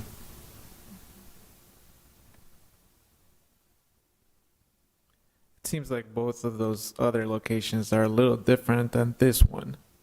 Whereas, we talked about the plan a little earlier with the cities, what staff are referring to as the gateway to this neighborhood. It's a very walkable, very, up to the street type of neighborhood. Do you have any comments with that regards to those comments earlier? We made an effort to make connections to the sidewalk up front and adding that bike. I think we've done the efforts that we can. We have turned this thing every which way, including sideways, but unless you're going to allow me to stack, like if I back up traffic into the street, which I've been at the drive-throughs that do that, it's not a safe condition. We would prefer not to do that. There are just some other mitigating circumstances. Again, if we could have come up with a solution that we could have support of staff fully, they agree with some of the things that we're asking for. There's just some select few that I think, based on that corridor, I understand their perspective. I am telling them from an engineering perspective, I've got 8 foot of fall. So for me to make some of the things they were suggesting to push that building down, I need relief from stormwater, and they can't give me that relief. Then I'd be in violation. Where do I discharge my water? I can't. And I'm discharging it straight out into the street. Then I'm asking for another design exception or going to the Board of Adjustment. In my opinion, this is the lesser of, we have plenty of green space, a ton of landscaping. We're also doing street trees, trying to make it all look very pretty. If you look upon it, we got 1, 2, 3, 4, 5, 6 pods of street trees in that sidewalk at our expense. We're doing a whole hedgerow of evergreens of 2 to 3 foot tall that are green year round. Additionally, then we're adding that block wall to give it that presence, to give it just a friendlier look. There is a connection on Douglas for the pedestrian. We looked at connecting to Beaver, but our client said that would require, it's either a long switchback for ADA compliance, or I'm adding steps, which they would prefer not because those are trip hazards, hard to shovel, maintenance issues. We believe that the connection to Douglas is sufficient for that. That's also where our bike rack is. So we've spent a lot of time twisting and turning and trying many different ways. We looked at pushing it down, putting it closer, see if I could get the building out that way. Then the suggestion from staff of closing the access, we did look at that, but then the logistics people from Scooters asked, well, how does my truck turn around, right? Because now I know I'm not going to run my truck through the drive-through to get it back out or to make deliveries. So at that point, I'm either backing up or making some other maneuver. So ideally, from my engineering perspective, this is the best bet, and that's why we're asking for so many exceptions. And again, we don't like going against staff. That's not our intent. But I think this is where we're in an impasse, and we need your decision, hopefully in favor of what we're proposing to do. We think we've come a long ways towards staff's recommendations, already implementing 3 items. I don't know what else I can do without just walking away from the site for them. At least that's what my owner group has told us, because it just doesn't fit the model.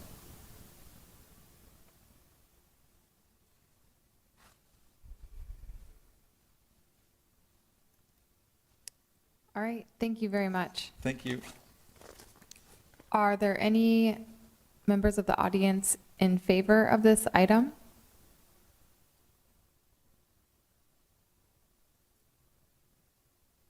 Are any members in opposition? Please state your name, address, 5 minutes.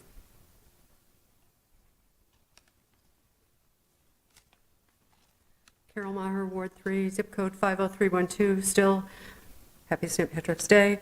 I got a feeling that bike rack was fought for because you knew I would ask for that bike rack. But my concern is, I guess I'm not 100% clear. It sounds like it's a drive-through only, and encouraging someone to ride their bike onto that property, park it, and then walk through the drive-through is not good practice, and typically if you try to do that at drive-up windows, like at McDonald's or any of those places, they will say, you cannot walk up to our drive-through window. Conversely, if you try to ride a bike through a drive-through window, you're told the same thing. I believe it's a liability issue, so I'm surprised to hear that Scooter's Coffee encourages that. That's why I'm confused. Is there a walk-up window? Because it mentioned patio, a seating patio. So if there's not a walk-up window, you would drive your car through the drive-through, park your car, and then sit at the seating patio. That seems counterintuitive to me. Also, it appears that the underground storage tanks have been cut out of the site, but I think remediation questions are fair in this instance, and that it was previously a gas station. So I think it's important, I didn't see it in the write-up, that those issues will be addressed. Thank you.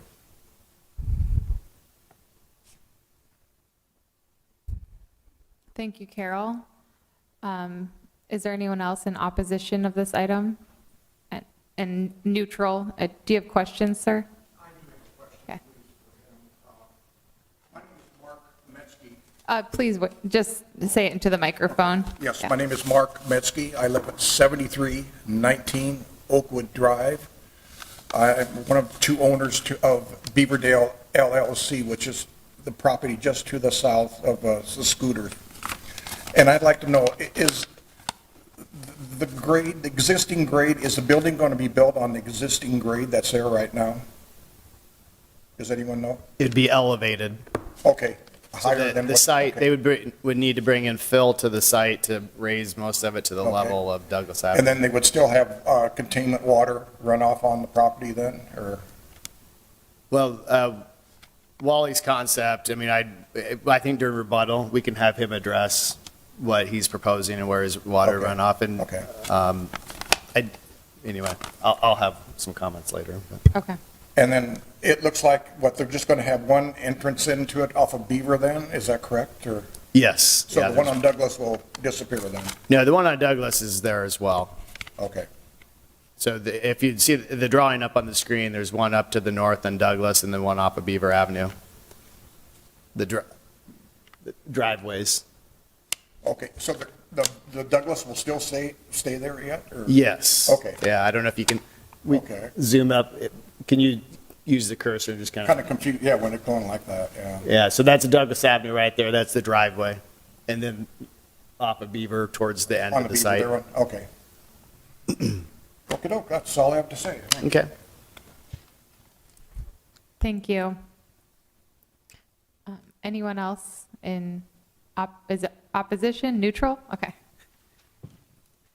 Marcus Kanan, Beaverdale Neighborhood Association. My address is 2108 38th Street. I think it was recognized that the neighborhood did support the rezoning of this. I think obviously, if you look at what's existing, any improvement at this site is going to be appreciated. At the time, we also spoke of the need for pedestrian and bicycle safety, multimodal improvements. There's a transit stop just off of this site at Beaver Avenue. There's bike lane. Again, these are off-site improvements, so things that need to be considered. We do appreciate the fact that the streetscape elements that we have along Beaver Avenue are continued up to the intersection. But I do agree that the idea of having no pedestrian window in a neighborhood that we take pride in the walkability of our street frontage buildings and have had success in bringing new developments to the street front through the Fairway development recently does concern me a little bit, me personally. Also, I think that, if you look at some of the other establishments along Beaver Avenue that are pedestrian-oriented and kind of service-oriented, in my mind, Snooki's, there is a drive-through and a walk up there, so it's completely possible to make that work in this neighborhood. So if there are any questions for me that I can hopefully answer from the neighborhood perspective, please let me know.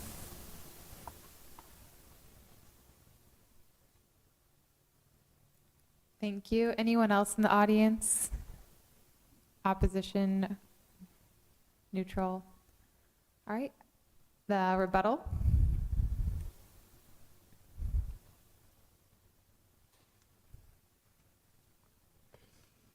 Okay, first of all, I was just notified, because I believe they're watching. I think they said that, let me make sure I'm going to look at something. If it's absolutely necessary, a walk-up window could be approved. So if that would be a condition of approval, I believe that my clients would be open to that. It's different from the model that they've done before, but I'm certain we can do, it's just a building plan change at that point. Besides that, we already have the patio sitting area, have the bike trail. On the stormwater question, we are collecting all the stormwater. It's actually underground detention is what we're showing. There's no open detention basin, so these are other added expenses that, please understand, it's a small coffee shop, is what they wanted to understand. But if they want that pedestrian feel, I believe we can add a walk-up window. It might take some minor tweaks to the patio. There might be more of a walk-up area or something, but I know we can accommodate that. My biggest concern, again, is the orientation in that drive-through. I will stand by engineering reputation on that all those other alternatives created, my opinion, unsafe conditions for traffic backing up into the street, and then especially with our truck delivery circulation. So with that, I think I answered everyone's questions. Would your client also be open to having the pedestrian connection to Beaver as well? I can probably, yes, I can say yes. Well, we can make it work. My condition would be, I would be concerned about if I fill that whole front area with switchbacks because of ADA compatibility, that might be a concern. So I'd like to, if it's allowed to be done with steps. I think and I could be wrong, but if you have one connection that's 88, which it seems like you already have, you wouldn't need to have a second one. But I am not an architect, so somebody else can correct me. I'm an engineer, so from my perspective, I thought if I provide it on one, I got to provide it on both streets because they're both public accesses. But I'm not, we can work through that. If there's an easier way, I just don't want to make it, it's just a longer trail per se. Yeah, I'm just still not convinced that the grade has to be set this way. I think that there's other ways to do the stormwater. We've sat down with our engineering staff. And maybe I'm wrong, but the notion, if the grade is not set at Douglas Avenue, there's a lot of ways to lay out the site that are beyond what we talked about when we met, that don't require either pushing, possibly pushing vehicles out in the street. I mean, this U could be turned the other direction and the building scooted closer to the street if the grades were closer to Beaver Avenue, and that whole circulation could happen behind the building. But then, Jason, I remember I pointed out in that meeting, our stormwater then would come from Douglas and percolate through our system and bubble out onto Beaver, because that drive, did it again. But I don't think when we had that meeting that we were so focused in the discussion on circulation and whether or not the traffic, trucks, where's the order menu, where are vehicles going to get pushed out and, potentially, get pushed out in the street, with Douglas Avenue, can that stay open? I don't think we really had like an in-depth conversation about like alternatives to stormwater. I mean, and I'm hearing this, the stormwater concern from you. Well, I mean, we had Alara on my staff, Brandon on my staff. We've brought this stormwater condition up every single time. But it's not been discussed. We keep saying, if you can bring up the storm sewer up Beaver Avenue, because it doesn't service our property, I got to get it up to Douglas unless you're going to. Yeah, I guess until I hear it from our staff, which I haven't yet, our engineering staff, and they may echo what you have to say. I guess I'm just. It's in the I'm not pre-op minutes convinced. that the service is in. The service is there, but it doesn't necessarily mean there aren't. Until our engineering staff tells me there's not other alternatives, I can't I have a hard time believing there isn't another way. Maybe it doesn't fit into the budget. I don't know if that's more, But then it's a city public improvement, three-party contract going through city council to get it extended up. Again, we're trying to fix what's there. It's added delay. I mean, we've already slowed down a little bit to try and work through some of this. I think we've come a very long way towards this project. I would ask that you trust my engineering judgment on it. Again, I mean, I put my stamp on it and say that's what it is. If your engineering staff can prove me different, but I don't know that they're in the business of designing sites for me, right? They make comments on it. All of my stormwater detention is in that north area underground.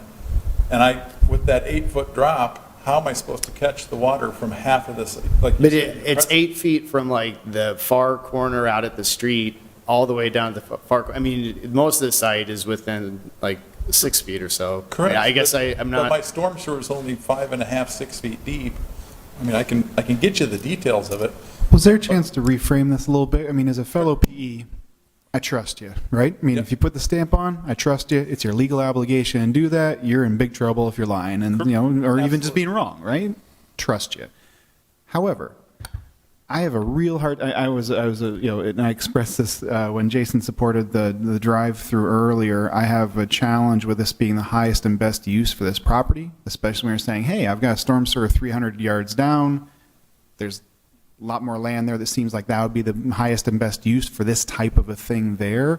And we're asking for a lot of modifications when there's been a lot of investment in a certain direction and strategy to growing this part of the community. I just to frame it here, I think that arguing over an engineering piece, which, I'm sure you got it, I just think there's a bigger issue, which I'm not sure this is highest and best use. I can't support this as this is in this design just because it's out of character and it's out of the plan and it's sort of and it's requesting a lot of, a lot of leeway for something that looks like whether or not we could do it. Should we? I'm not in favor of this. I'm in favor of staff recommendation here for those pieces, forgetting the water. Can I make a comment? I have a question, please. Go ahead. This is actually to Jason, I guess. The last part of the staff report before the staff recommendation reads, if there is interest in revising this site plan, staff would support a continuation of a month. Was that put in because of all these questions that engineering really has not resolved yet? No, it was put in there just because we're always open to having continued discussions, whether it's to address things that we've identified or if the commission has your own perspective and you wanted looked at.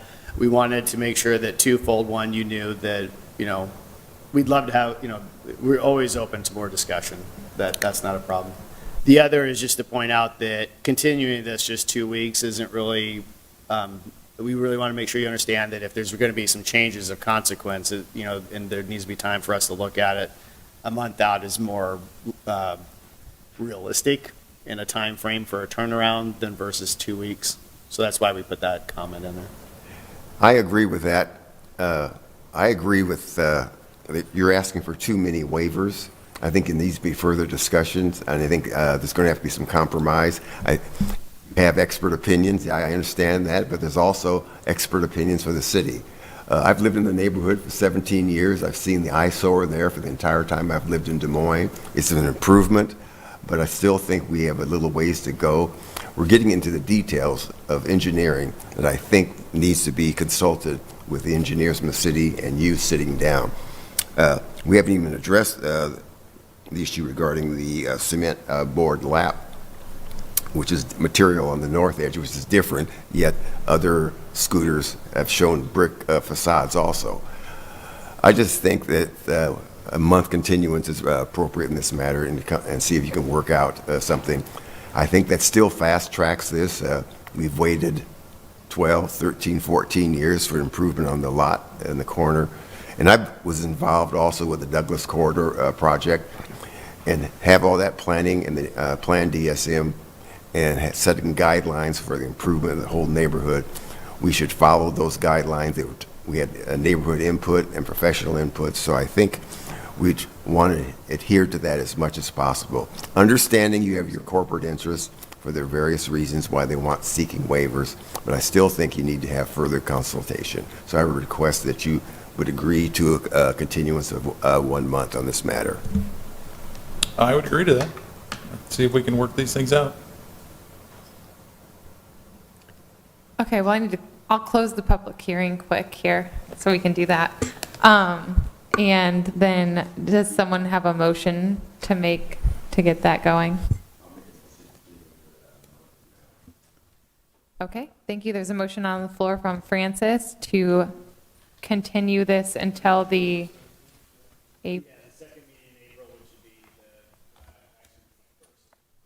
April 21st, 2022 meeting. All in favor, please raise your right hand. And Jan, how do you vote? Yes. Thank you. And I do think, Jason, you have an announcement. Yeah, thank you, Chair, members of the commission. I wanted to update the commission during the director's report here on some changes with our legal representation that's supporting the commission. We've worked a lot with Judy Parks Cruz, who's with us tonight, and then Glenna Frank, who alternate. There's been a lot of, how life is, there's retirements and people changed in positions and stuff, and we've had that change hit our legal department. But also it creates opportunities. It's also a positive thing. Glenna and Judy are both moving on. They're staying with the city, but they're moving into new roles. We are going to have new staff. We have Lisa Whelan is with us tonight with the legal department. She'll be part of a team. We think, unless Lisa figures out a way to talk Tom, who's supervisor, into getting her out of these night meetings and sticking it to the new guy that hasn't joined us yet. But if we follow the same format, Lisa will be joining us, once a month, participating in on the staff side. They attend our meetings where we discuss the preliminary agenda. They attend the meetings where we do the, develop our staff recommendations. They also prepare the roll calls and everything that gets sent on to city council. They're very intimately involved, very important piece of the team. And so anyway, I just wanted to take the opportunity to update the commission on the changes legal, introduce Lisa. I'm not going to embarrass her by making her come up here and say hi or whatever, but you'll get a lot of opportunity to ask her questions, just like you have Judy over the years and Glenna. So unless you have questions on that, I don't have anything else to add. Yes, I would like to embarrass them, as a matter of fact, and move that the commission offer a resolution of appreciation to Judy and to Glenda for their work for many years on the commission. And yeah, I am so thankful that Yes. the two of them are not actually leaving. They're just moving. They're still here, so then I can still call them and ask questions, and because they've been intimately involved with our code and the changes, not only the adoption of it, but also the changes we've been doing. And so I should probably be quiet so I don't scare Lisa away. Well, I echo what you said, Will. I echo what you just said. It's been great working with both of you. So thank you for your service to the P&Z.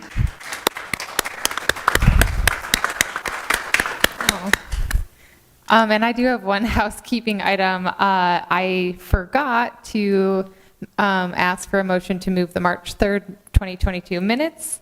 So can I have a motion? I'll move it. Thanks, Carolyn. All in favor, please raise your right hand. Jan, how do you vote? Yes. Thank you. And anyone in opposition? Anyone abstain? Thank you. Adjourned.